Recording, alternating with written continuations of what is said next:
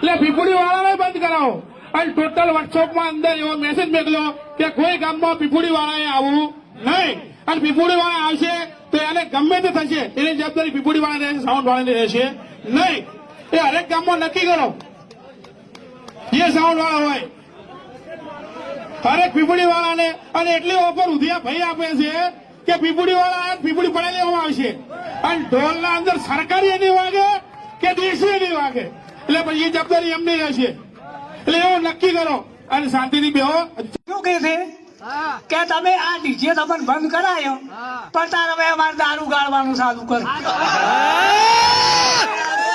તમે કઈ આના એમ કીધું કે અમારા નફો છે ના ઉપર શું કરવો ધંધો કોઈ કઈ કરે જ શું આના કે એટલે જો તમે. હવે અમુક લોકો તો જ્ઞાનીબેન ઠાકોરનો પણ વિરોધ કરી રહ્યા છે અને એવું કહે છે કે જ્ઞાનીબેન ઠાકોરે પોતાની પાર્ટી એટલે કે કોંગ્રેસ પાર્ટીનું વિચાર્યું છે, સમાજનું નથી વિચાર્યું. જ્ઞાનીબેન ઠાકોરે પોતાની પાર્ટીમાં આગળ વધવા માટે અનેક નાના મોટા સમાજ વચ્ચે લડાઈ કરાવી રહ્યા છે. કારણ કે મિત્રો આ વિવાદ ક્યાંથી ચાલુ થયો, અત્યારે હાલ જે તમે આગળ વિડીયોની ક્લિપ જોઈ એમાં આ મીટિંગ હતી ડીજે વાળા લોકોની. કારણ કે ઠાકોર સમાજની અંદર લગ્ન પ્રસંગ નિમિત્તે જે બંધારણ કરવામાં આવ્યું એ ભાઈ બંધારણ સારું છે, ઠાકોર સમાજના લોકો એનું પાલન પણ કરી રહ્યા છે.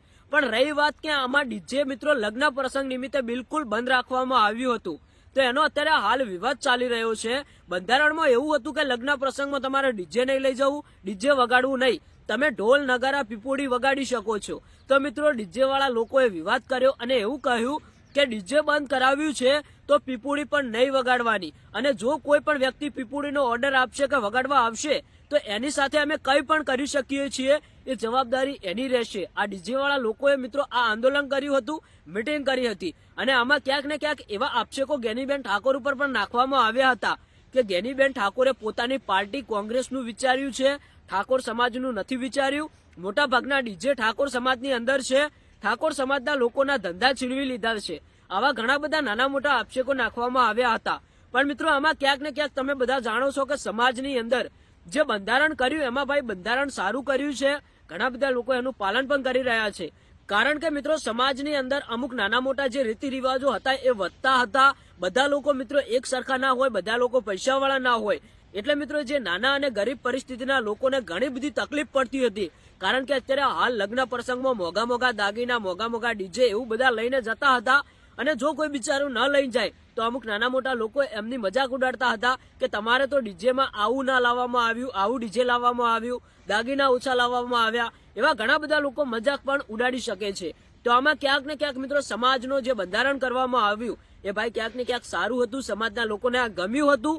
એટલા માટે જ મિત્રો આખો ઠાકોર સમાજ ભેગો થઈને એટલે કે બહુ મોટી સંખ્યાની અંદર લોકો ભેગા મળીને આ બંધારણ કર્યું હતું અને લોકો પાલન પણ કરતા હતા. પણ રહી વાત આ ડીજેની બાબત ખૂબ જ ચર્ચામાં ચાલે છે. હવે ક્યાંક ને ક્યાંક મિત્રો જ્ઞાનીબેન ઠાકોરે વળતો જવાબ પણ આપ્યો છે કે આ બંધારણ મારા સમાજ માટે હતું, એટલે કે મારા ઠાકોર સમાજ માટે હતું, તો બીજા કોઈ અન્ય સમાજના લોકોએ આ બંધારણનો ભંગ કરાવવો નહીં. જે ભંગ કરાવશે એને કાયદેસરની કાર્યવાહી થશે.